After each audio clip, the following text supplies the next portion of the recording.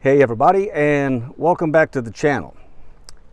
Last month, January, was 4 years ago that I walked away from work.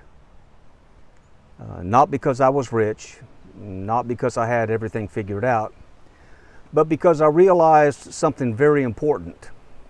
Working longer was not making my life better. It was just making it busier.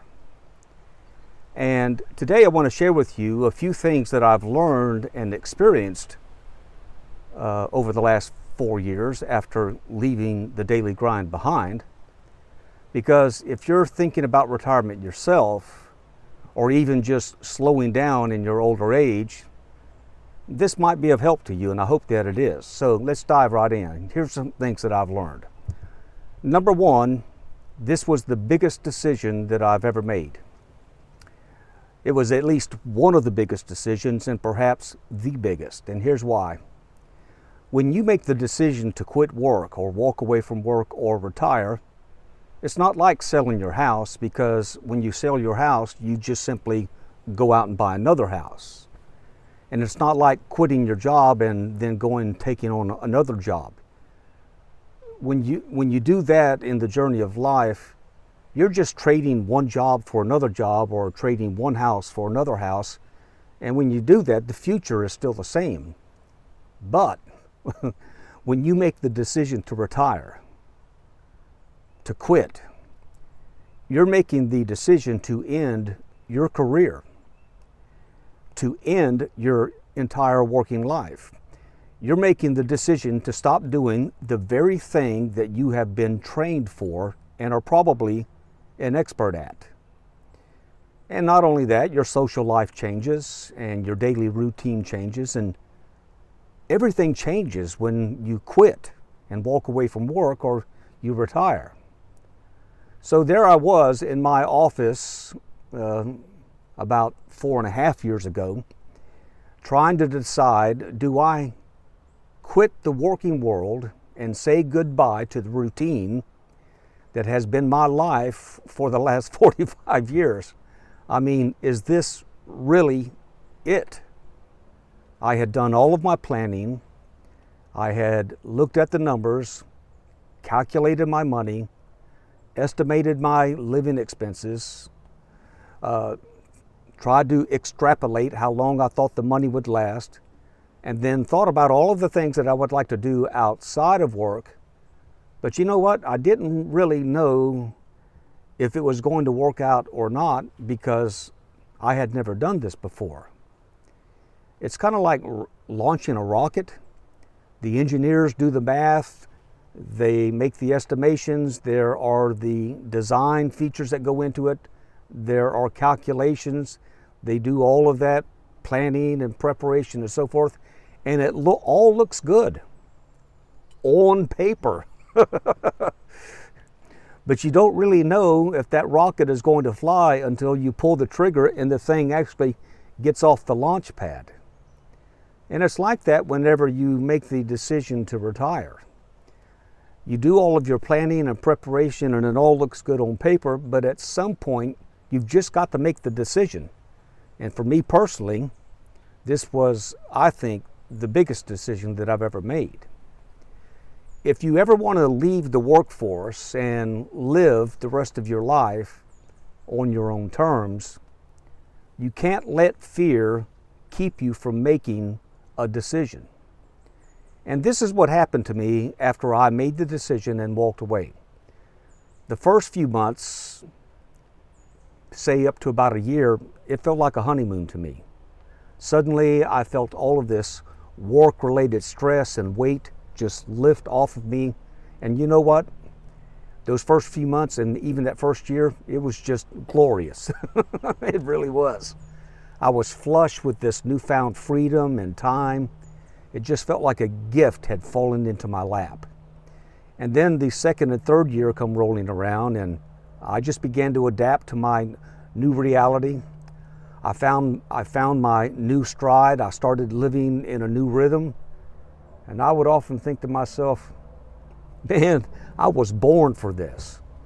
And then that fourth year come rolling around, which I just concluded last month in January. And I would call this my stability phase. That honeymoon phase is behind me. The perpetual vacation feeling is behind me. And then I just began to develop this sense of purpose. I'm living a lifestyle that balances leisure and relationships against personal growth. And it has been a remarkable journey for me so far, after I had the courage to just make the decision. And now I anticipate only good things in my future. Number two, I didn't need as much money as I thought I was going to need. Now, in my preparation for retirement, I used to read a lot of financial material. I would read retirement magazines, financial books, articles, even tapped into some online advisors.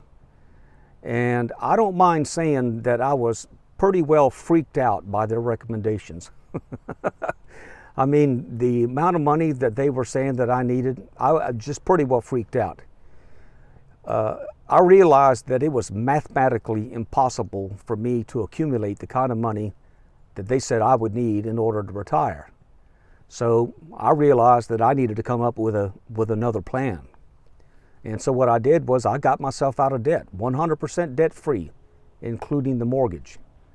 And once I freed up all that debt, it was remarkable how much money just came into me while I was still working, and it enabled me to accelerate my rate of savings, and the money piled up very fast. And then once I felt like I had enough, lower than what they said I needed, but probably higher than I could have got out with, I pulled the trigger and walked away from work, and here's what I discovered. Once I stopped working, my expenses just dropped down naturally. The spending just went away naturally. And there was less shopping on my part and less eating out for convenience on my part, less work-related expenses. I found inexpensive or free ways to enjoy myself that brought a great deal of enjoyment to me without a high price tag to it attached to it. And what I needed the most wasn't more money, it was less noise. And I'll tell you something else. Simple living costs a lot less than busy living. And it feels a lot better too. If you're busy all the time and coming and going and rushing to and fro, you know, that just costs more money than a simpler and slower lifestyle. And it just feels better to live that way. I love living a simple and slow life. Number three, a third thing that I realized was there is no perfect time to quit or to retire. There's just no perfect time to do it. You can get stuck in analysis paralysis and never walk away. There's never a perfect time to quit because there will always be one more bill, one more worry, and one more reason to delay. We keep telling ourselves just one more year, one more paycheck, one more bonus, one more safety net. But you know what? Life doesn't wait for you. Life doesn't wait on anybody. Life marches on without us while we are still grinding away on the job in our final year somewhere. And we also tend to think that our health and our wealth are separate, but they're not. Listen, as we grow older, our health begins to decline. And your heart doesn't care if your portfolio is safe. It cares whether or not you have heart disease and whether or not you need heart surgery. Your blood pressure doesn't care if you saved another $10,000 because you worked another year. Your blood pressure cares that you're stuck in traffic at 7 a.m. on your way to work and you're experiencing road rage and your head is about to pop. And you know what? Your grandkids will never remember your job title, only if you showed up or not. Your financial advisor, he's not checking your blood pressure. And your doctor, he's not checking your 401k either. Your life is right now. And life doesn't wait. And so the quicker we can get out, the better. And I felt that way about myself. I knew I was running out of time, and I realized that life was not going to wait on me. So it was up to me to just pull the trigger and get away with this illusion, waiting for the perfect time with the perfect spreadsheet and the perfect everything. It doesn't exist. Number 4, after I quit and walked away, or after I retired, I discovered that my newfound freedom is the very thing that gives me the greatest happiness. After a lifetime of working and being able to afford and buy things, I finally came to a point that buying more things didn't bring me happiness, because after all, I feel like I already had everything, and that's why it's so hard to buy people Christmas gifts, because you can't buy something for people who already have everything. But what I value now more than anything else is the personal freedom that I have. And this is one of the reasons that people are afraid to walk away from work. They're afraid that they're going to lose their purchasing power. And they say things like, well, if I retire and I quit work, I just won't be able to buy things. But guess what? Buying things is the very thing that keeps us in the rat race. Myself, I value my personal freedom more than anything else. It's the thing that makes me feel rich. It's the thing that gives me my greatest level of happiness. There is nothing that I could buy that would be worth me forfeiting my personal freedom for. I would be willing to eat peanut butter and jelly sandwiches for the rest of my life and eat beans and rice and beans if I had to keep me from going back to work of necessity. And I say that tongue in cheek, but you know what I mean. There is just nothing worth me buying that is worth me giving up my freedom for.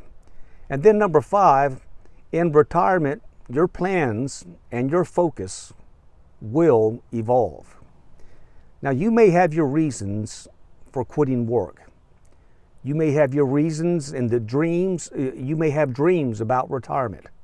And all of those are valid dreams and they're valid reasons. But you know what?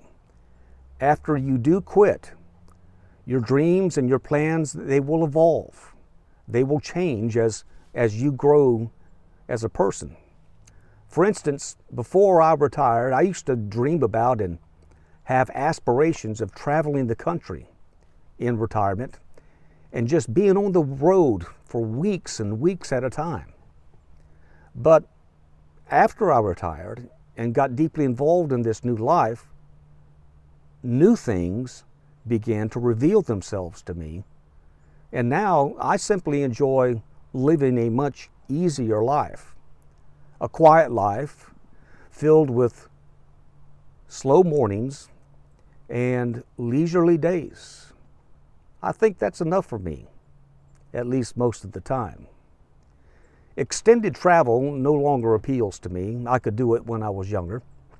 Why would I leave the workplace cubicle with all of that stress, sitting at a desk in a chair for 8 or 9 hours a day, only to sit behind a steering wheel for days and days or weeks on end, traveling across the country, or put myself in an airport, dragging my luggage through an airport, trying to connect with the next flight, or standing in line for hours at a time. That would simply be trading one form of stress for another, and plus that kind of travel costs a lot of money. Now, for the most part, I just want to be closer to home. I want to spend time with my family, spend time in my garden, spend time with my animals, as I'm enjoying myself here on my homestead. I like cooking meals at home and working out in my home gym. I enjoy sitting on the front porch in the mornings and enjoying my coffee with my wife.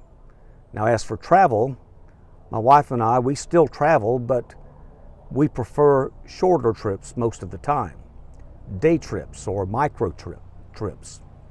And I'm now living a much simpler lifestyle than I thought that I would be living. And I can tell you it's a far cry from the pressure cooker that I used to be in. So yeah, I have no regrets about pulling that trigger 4 years ago and walking away from it all. And I'll tell you something else. Virtually all of my pre-retirement fears were overblown, out of proportion, and unfounded. They really were. I used to be fearful about things that never materialized. I thought I might run out of money and die destitute.